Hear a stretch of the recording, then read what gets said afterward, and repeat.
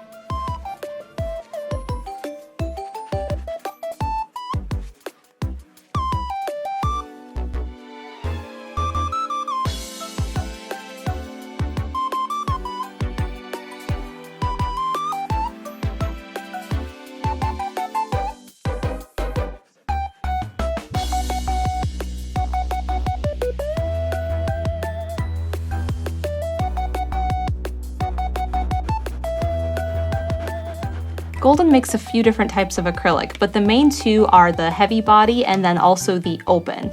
Now it's called open because it's the open time of the paint, which means just how long it's wet for. So it works really good with things like gradients, but it takes a while to dry, so I had to do the background and let it dry overnight before I can do anything else. And I have to draw my clouds in, and I found that if I'm using the chalk pastel on the golden open, it kind of dents it, and I don't like how it erases. So I'm gonna leave it for a little bit longer and work on the water in the meantime, giving this a base layer. So I've mixed up a few different colors for my base of the water, and it's gonna kind of go from a blue-violet color into a blue-green and then down into a blue at the bottom. And I'm just gonna paint this entire thing with those colors, just to give it kind of a deep base color, because there's going to be some highlights on top, some foam for the waves, and then some of the reflections from the sun over here.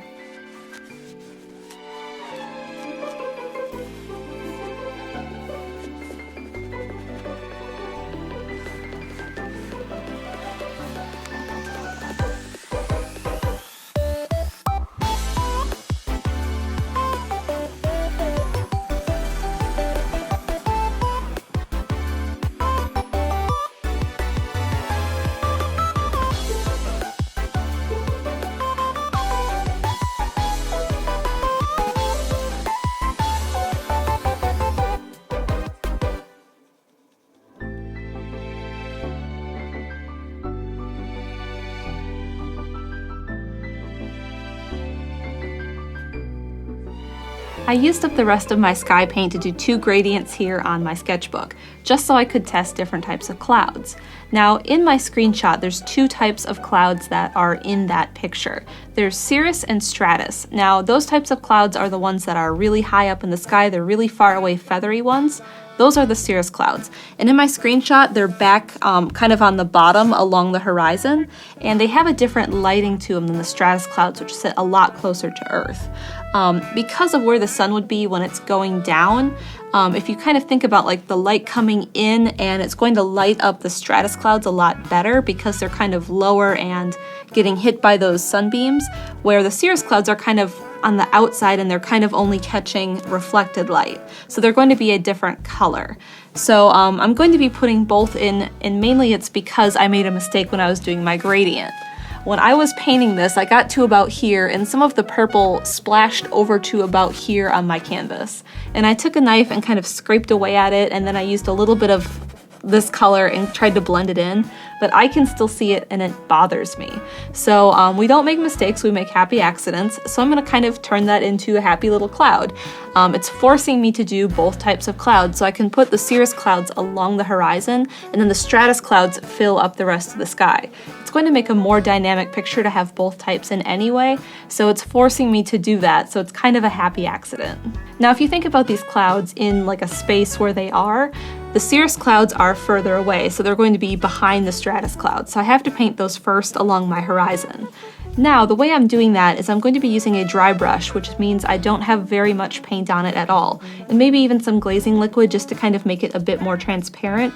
These clouds are super feathery, so I want them to be kind of wispy here, really far away. And I'm starting with the pink from my gradient from my sky, and I'm painting that over on the yellow side of my gradient, so like over here. And then I'm going to work it back this way until I get to where the pink is on my canvas, and then I'll take the next darkest color and start more on the orange, and then work it back till I get to where that color is in the sky, and then the next darkest color, and starting on the red-orange and working it back. The problem is my darkest color that I have way back here isn't going to show up by the time I get there, and I don't have anything else mixed. So I'm just going to mix a little bit more blue into it just so you can see it here on the darkest part of the cloud.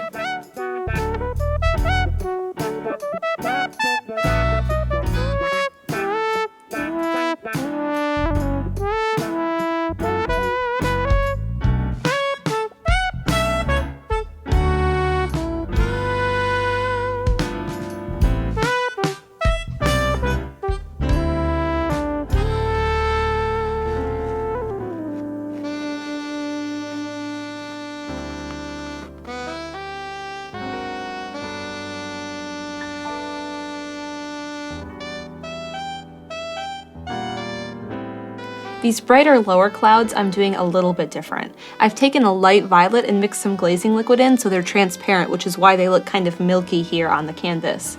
And I did it that way to kind of soften their edges. In Animal Crossing, these clouds are really wispy and just kind of ghost-like go through the sky. So I wanted to give that impression on the edges, and now I'm going to take some of the same color without any glazing liquid and start to kind of build the cloud in. And then I'm going to add more and more violet to it to do the shadows. And because the sun is over here on the bottom left, the top right is going to be in shadow, so I'm going to kind of build back this way with the darker and darker violets.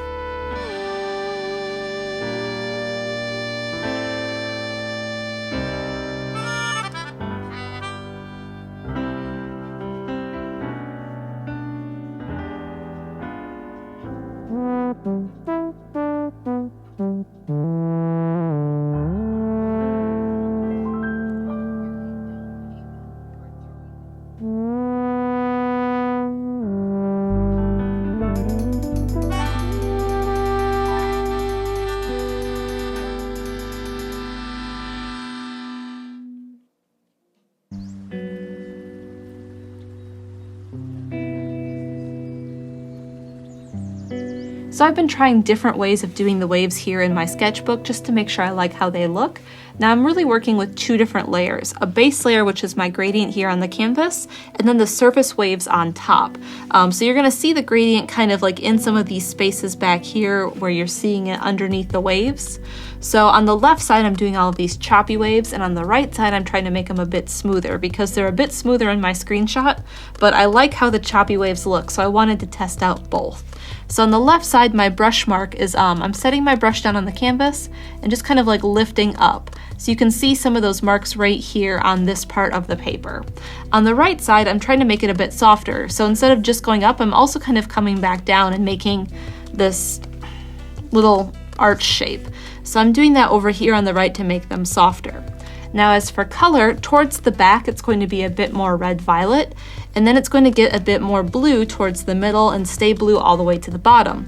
But on the left side of the canvas towards my sun, everything is going to be a bit warmer. So we're going to have some oranges, some pinks, everything to kind of make it look like the sun is setting over on that side.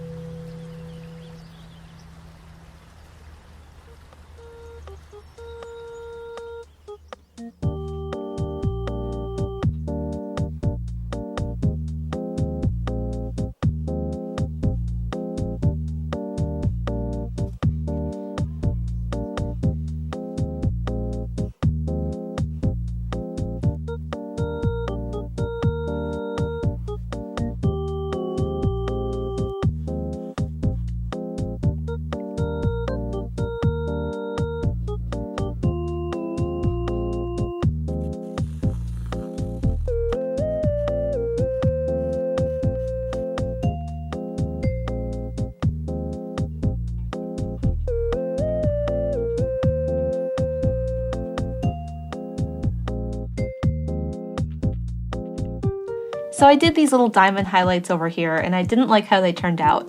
So I'm going to leave it alone, work over here where I've started to block in the land, and then I can jump back here while this is drying. So the first thing I need to do is the ground right here that rises up out of the water. I've blocked it in with kind of a basic brown color and the top with a basic green. So I'm going to work on adding some detail and texture to this by using some darker browns, and it's kind of orange at this time of day in game. So I'm going to make it a bit more orange where the highlights are.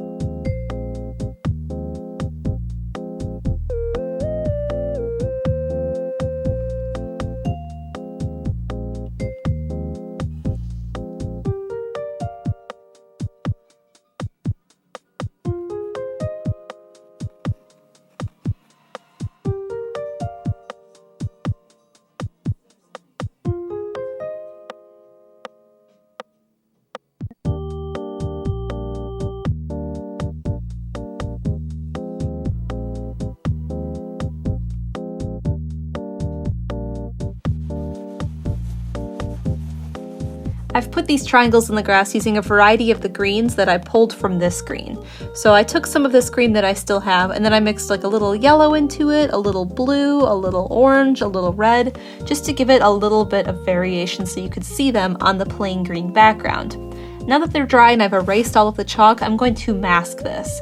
I'm going to make a glaze out of the original green with a little bit of white to lighten it up, and then start to go over this. I don't want it to be as noticeable as it is right here. I want it to be kind of hidden behind a layer, like it is in game where you kind of have the lighter sections and then some of the parts where you can see it a bit better. So I'm going to kind of do that glaze and kind of mask this a little bit, just so there's a hint of these triangles in the grass.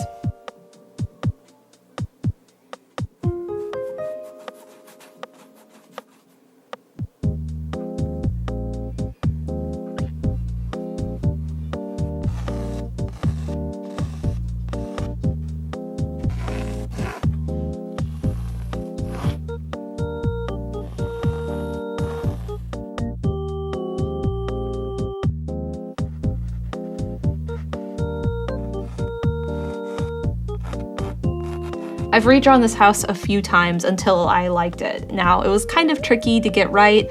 Some things that were tripping me up were these side walls here because they angle outwards.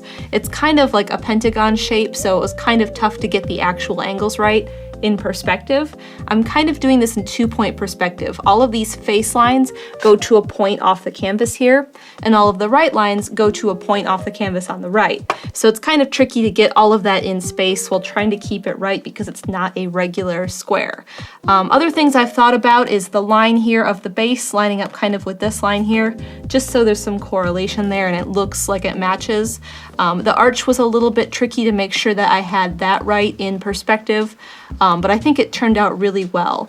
Now I want to block this in so I can cement it down, and then I can start to add like details, like the siding lines in here, and then some of these windows, and also some value because it's going to be a little bit darker under the eaves here.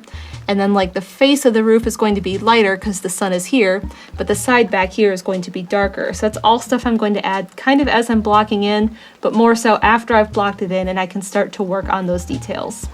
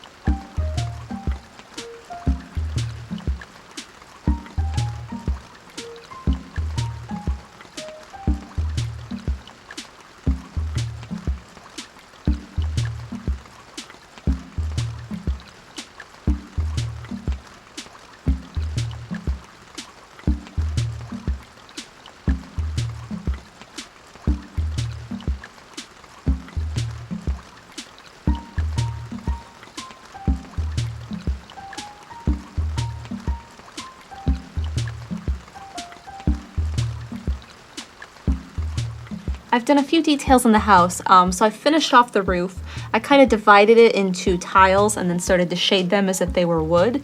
And I also did all of the siding because I want to get that done before I do the trim or like even the door frame. So I'm going to let this dry and I'm going to work on adding the foam down here for the waves. So I've kind of drawn in where I want it to go, and I'm going to be using some titanium white with a little bit of glazing liquid to make it somewhat transparent, and then just kind of bring it out this way, trying to keep in line with these waves that I already have.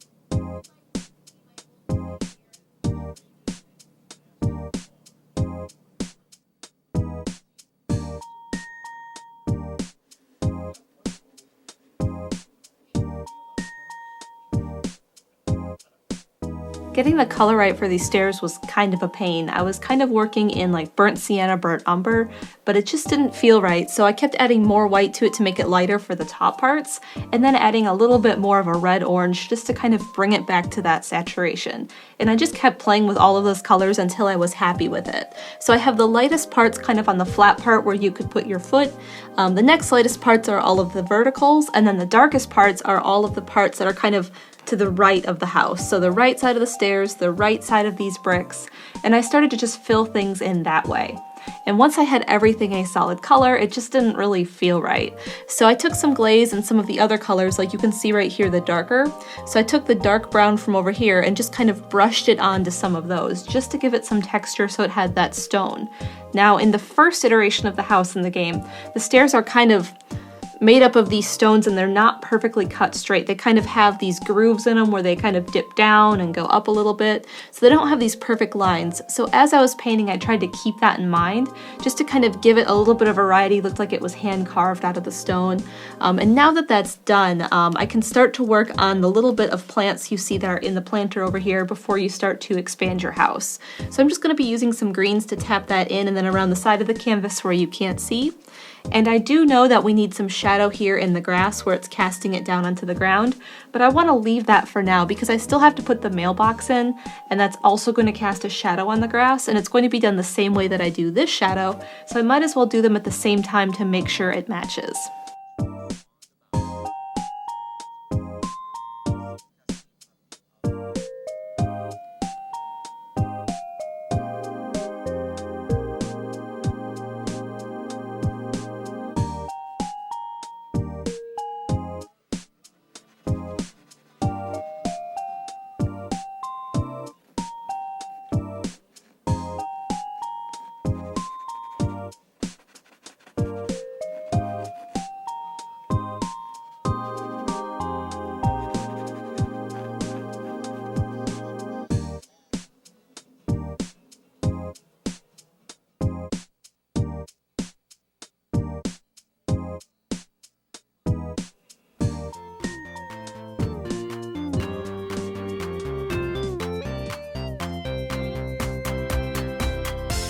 I drew this mailbox like 9 or 10 times, and it took me forever to get it right.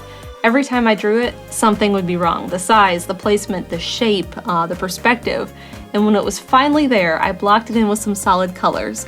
And I did the post with full detail and texture just because it's so tiny. And I need to erase all the chalk you can see around it, but I don't want to do that until it's dry because I'll accidentally move some of the paint around and smear it. So I'm going to leave that alone, and while that's drying, I'm going to go ahead and add in the shadow. So everything here is going to cast a shadow onto the ground. So the mailbox gets a shadow, and then the stairs get one right here, and then the house gets one over here. So I'm using shading gray with a little bit of green in it just to make it less black, and I'm going to paint in those areas with this transparent color.